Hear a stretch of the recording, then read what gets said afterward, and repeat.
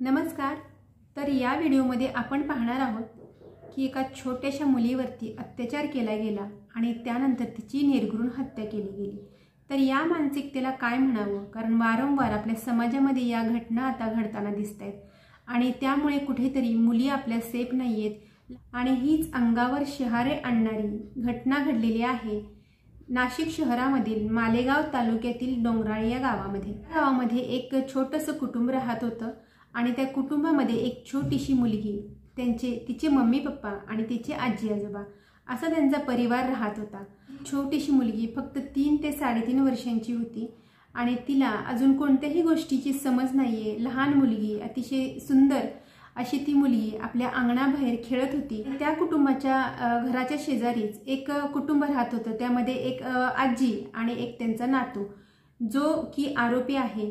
त्याचं नाव आहे विजय खैरनार। हा 24 वर्षांचा युवक। आता या विजयच्या मनामध्ये काहीतरी वेगळंच होतं आणि त्याने करून दाखवलं आणि या विजय नावाच्या व्यक्तीने एकदम नीचतेचा कळस गाठलेला आहे आणि त्याने त्या लहान मुलीवरती नजर ठेवली। म्हणजेच ती मुलगी रविवारच्या दिवशी सुट्टी असल्यामुळे अंगणात खेळत होती। तिची आई तिच्या कामामध्ये होती आणि तिचे आजी आजोबा शेतामध्ये गेलेले होते आणि तिचे वडील सुद्धा घरी नव्हते। तर अशा संधीचा फायदा घेऊन या विजयने त्या मुलीला फूस लावून चॉकलेट देण्याच्या बहाण्याने आपल्या घरी आणले आणि तिला घरी नेत असताना सुद्धा काही लोकांनी पाहिलेलं सुद्धा होतं। आता त्याचा डाव खूप वेगळा होता। त्याने त्या मुलीला घरी नेलं, तिच्यावरती अत्याचार केला आणि कोणाला समजू नये म्हणून तिची निर्घृण हत्या केली।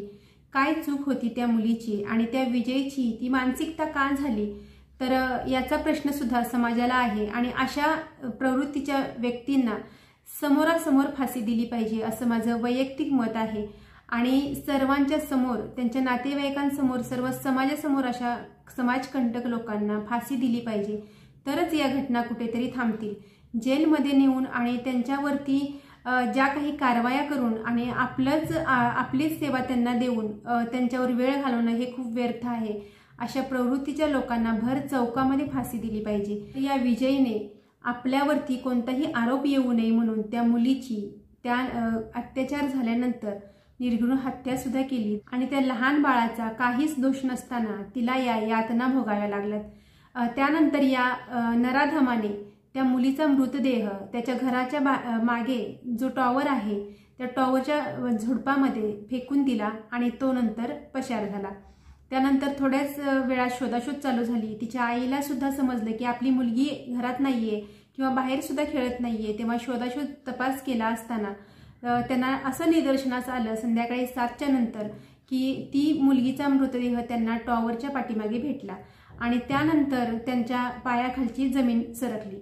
कारण अशा छिन्नविछिन्न अवस्थेमध्ये आणि अशा परिस्थितीमध्ये आपल्या मुलीचा मृतदेह बघून त्या आई वडिलांच्या यातना काय असतील हे आपल्याला सर्वांनाच कळतंय। त्यानंतर तपास जेव्हा सुरू झाला त्यावेळेला पोलिसांना सुद्धा संशय आला की या व्यक्तीने त्या मुलीला चॉकलेट देण्याच्या बहाण्याने घरी नेलं होतं आणि घरी गेल्यानंतर पाहिलं तर त्याच्या घरामध्ये सुद्धा रक्ताचे डाग त्यांना आढळून आले आणि त्यावरून असं समजलं, पोलिसांनी खाक्या दाखवल्या तेव्हाच त्या व्यक्तीने, त्या विजयने तो गुन्हा कबूल केला आणि जे काही दृश्य त्याने केलेलं होतं ते सर्व पोलिसांना सांगितलं।